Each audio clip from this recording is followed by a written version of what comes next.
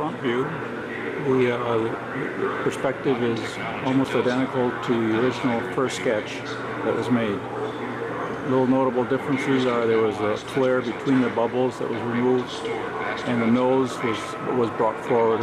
And the trend and styling was to have the body be very low for low, wide, and long look. So a pear shape would tend to lead to a very heavy design.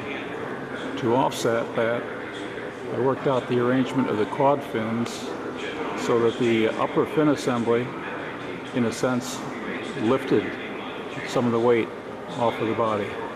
The lower quad fin provided a slight lifting force to reduce weight. To further lighten the body view, the surface was artificially reduced in size.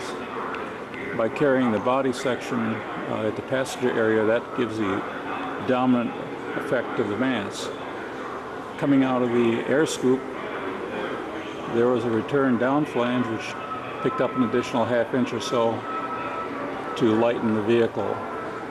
If the body was carried out to the original shape, it would have been like adding about a ½ inch of fat to the entire section. Additional details were developed to add motion to the body section. The fin assemblies, the blisters, and the quad tail fins and the 3 tail fins are all progressively canted further and further aft.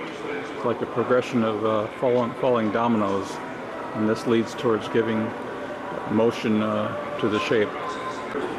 The original design basically only had the 4 quad fins, and there were no tail fins at the aft. But at the time of doing the string drawing, Stefan Hepsberg added the large dorsal fin and the 2 lower side fins. Now at the time, this appeared to be a problem because it was a violation of trying to merge a tri-element feature into a quad element feature. But the mass seemed to work properly, and so we retained it, and this was incorporated in the space frame mock-up. As it finally worked out, the resolution of the 3 fins worked rather well, integrating into the side bodywork. The trailing most lower fin was made to line up to the widest point of the body section. That would be some form of logic. And the tail fin, of course, was able to be on center line.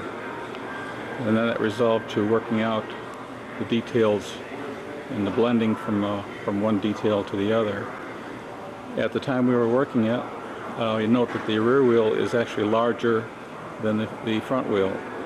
And in our initial development, we requested of research staff that they modify the chassis so as to move the rear wheel forward about 3 inches. They came back with a response that no, they couldn't move it forward. In fact, they would have to move it back 2 inches. As a result, the car appears to be a little bit hippie in this area above the rear wheel. The resolution and the fine definition of the surfaces, great credit has to go to Larry Seamy, who is the head modeler. He had 3 students helping him, but together we worked it out so that the surfaces changed slowly from one detail to another. You can see it as it undulates. Once the surfaces were worked out, the body panels were defined by scribing specific lines. Those on station were simple. Where we had to go to, say, the top deck arrangement, we had to cut some special lines, and Larry Seamy gave me a large clay modeler's knife in which I was able to scribe in the deck openings. After the body surfaces were pretty well defined and the deck openings located, research came back and indicated they needed an additional inch above the engine. Now, rather than enlarging the entire section to accommodate that, I was afraid that I'd add too much mass.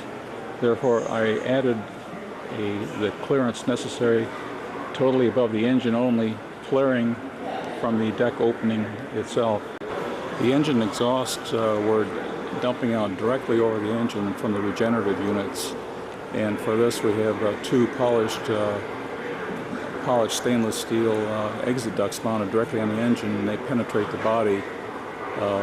Underneath the deck is a stainless steel insulated liner, provides a smooth surface, and there's a small gap between the bodywork and the exhaust to get a venturi action to draw air from the bottom, which is a louvered assembly.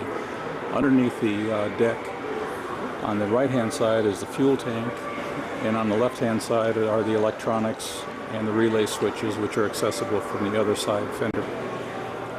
The deck over the engine is hinged to swing upward, basically between the dorsal fins.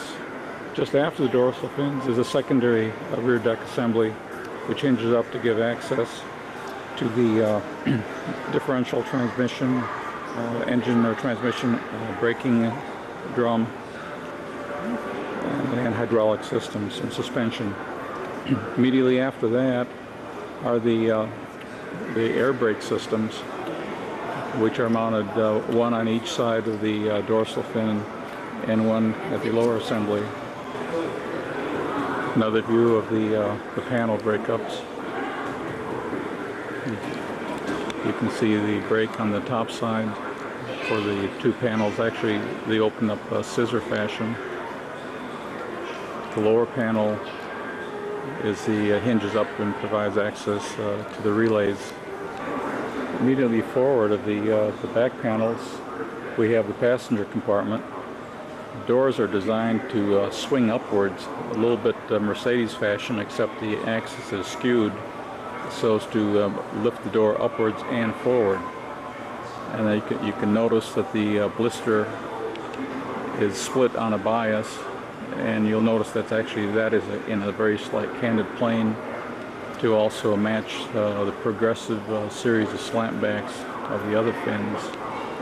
Then of course the door is cut to provide leg space, and the F part is not needed because that's right where the person is sitting anyway.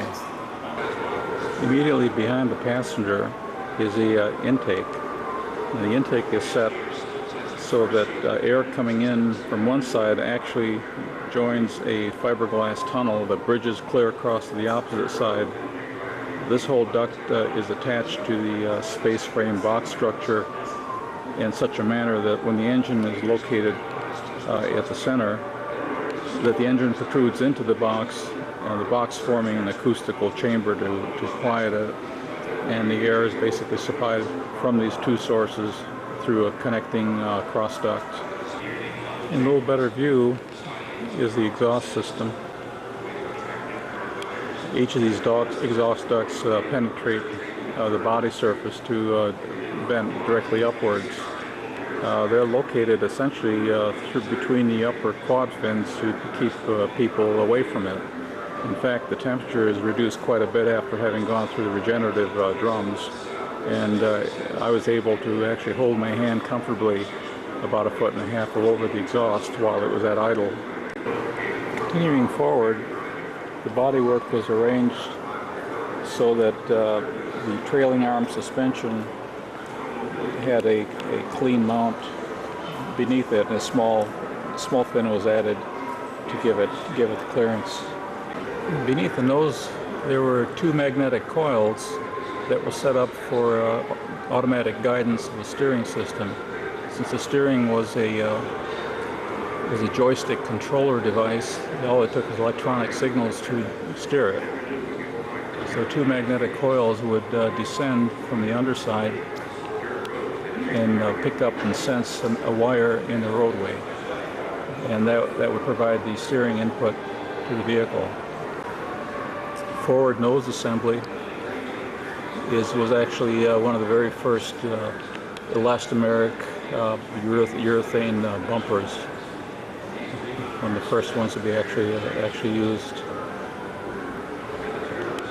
Inside the central area was a grill work of aluminum parabolic sections that would be illuminated by a neon light for an equivalent of a low beam. Just outboard of the low beam were a pair of high-speed spotlights. The front nose fender, small detail, is the turn signal, which is located beneath the transparent matching body paint. An auxiliary engine power unit was located in this front assembly. It would drive a 110 volt AC generator for powering electrical systems and 3000 psi hydraulic system using Skydrol materials. For the Skydrol, a new polyurethane paint was developed, and most of the interior components are of the Skydrol. The novel feature of the APU unit was that the 110 volt generator could be plugged into a house current when it was on display at the Waldorf Astoria or whatever other shows. And therefore they are able to power up all the subsystems and demonstrate the hydraulics and the electronics and everything else without having to start an engine inside the compartment. In other words, the generator was just run in reverse as a 110 volt motor. Other details and features, the wheels were cast aluminum mag alloy, I'm not sure which, but they worked like a centrifugal blower. This would be the inlet on the exterior side, and the air passage would sweep upward and outward to the drum to cool everything, and then just a vent on the inside. But it's working essentially like a centrifugal pump. Here we have a slightly closer view of the interior, as best as we can get here. You can see the slant back of the pilot opening. The hinge lines were located right in this area, and both blisters, when they swung upwards, would almost meet on the overhead.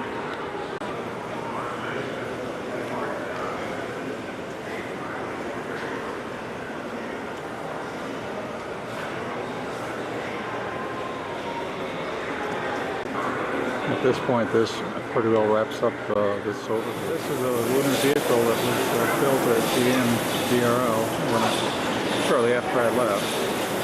Did work on these wheels,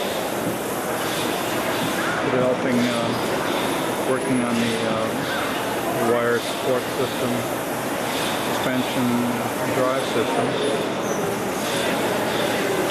Uses a split frequency AC drive in the motor, running to a harmonic drive in order to isolate the bearings from the vacuum. The tread patterns were woven into the wire so as to provide some bearing strength. The tire in contact with the ground would deflect and the wires would give support. Because the gravity is only 1/6 on the moon, the wires are designed for a very light vehicle, only 1/6 the weight, the actual weight. The problem was if the vehicle were to run into something, the pull inertia would impact and probably collapse and permanently deflect the wire. Therefore, you put an inner frame inside to stop it from overloading, overstressing.